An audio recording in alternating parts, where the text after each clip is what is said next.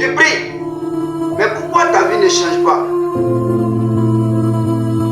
Beaucoup de personnes prient, jeûnent, pleurent devant Dieu pour une percée, un succès, une transformation ou une délivrance. Mais malgré ces prières, leur vie semble toujours bloquée. Les mêmes problèmes, les mêmes habitudes et les mêmes excuses. Aujourd'hui, une vérité peut déranger certaines personnes.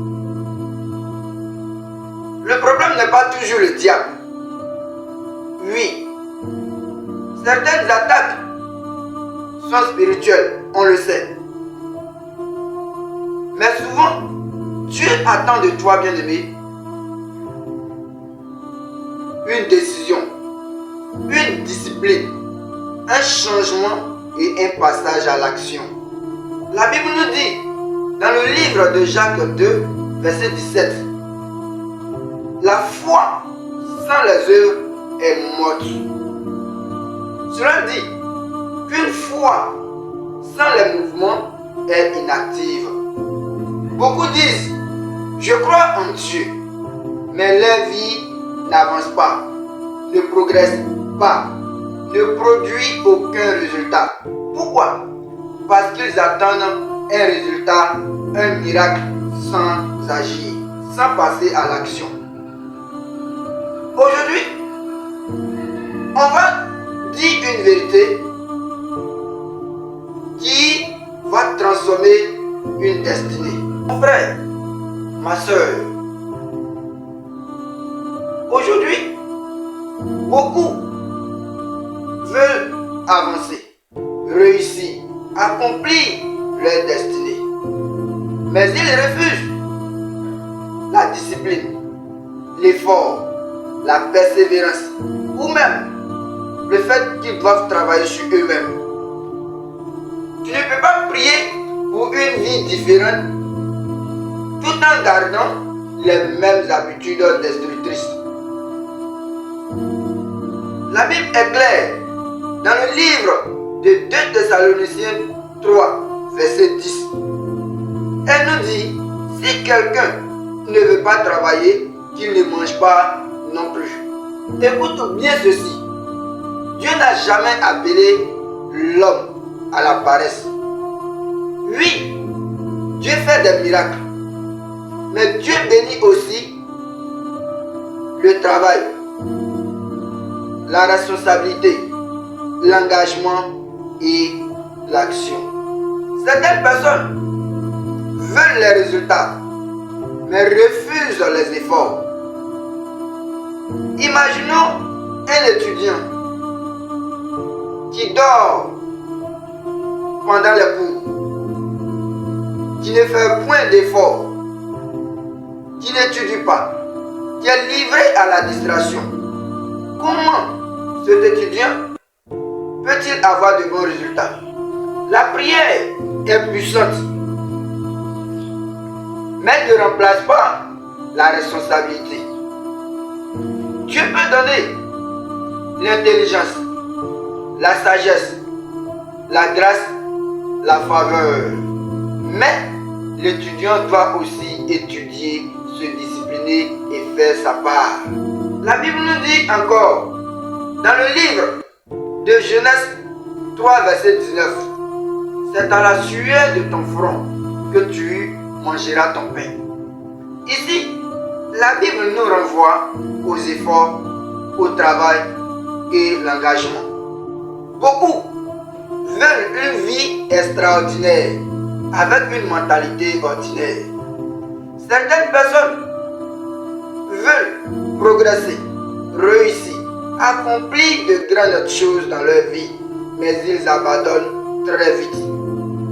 Ils manquent de discipline, ils vivent dans le désordre et procrastinent constamment.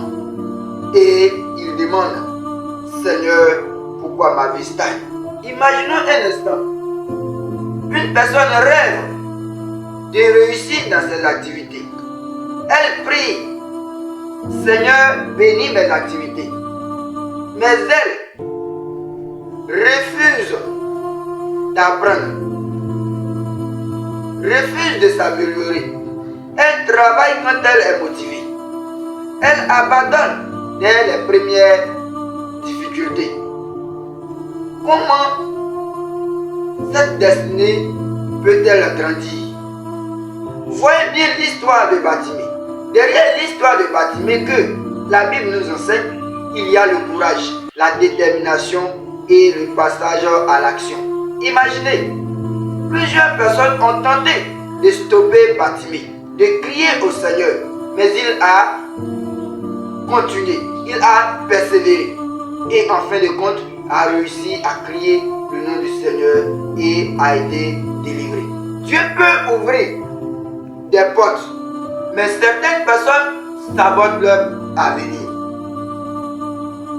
La Bible nous dit clairement dans le livre de Proverbes chapitre 6, du verset 6 à 8. Va vers la fourmi, paresseux, considère ses voies et devient sage. Même la fourmi travaille, prépare son avenir, s'organise et anticipe. Beaucoup prient, mais vivent sans vision. Ils veulent une vie puissante, des résultats puissants, mais ils refusent les habitudes puissantes. Certaines destinées sont détruites silencieusement aujourd'hui par la distraction, le désordre, la paresse et les excuses. La Bible dit dans le livre de 2 Jacques, verset 17, la foi sans les œuvres est morte. Une vraie foi produit du mouvement. Quand une personne croit réellement, elle agit, elle persévère, elle change. La foi prie, elle jeûne, elle croit, mais elle doit aussi agir. Dieu peut transformer une vie, oui, mais certaines bénédictions demandent une décision, une discipline et l'action. Aujourd'hui, bien-aimés, refuse la stagnation, la paresse, les excuses, les mêmes habitudes destructrices.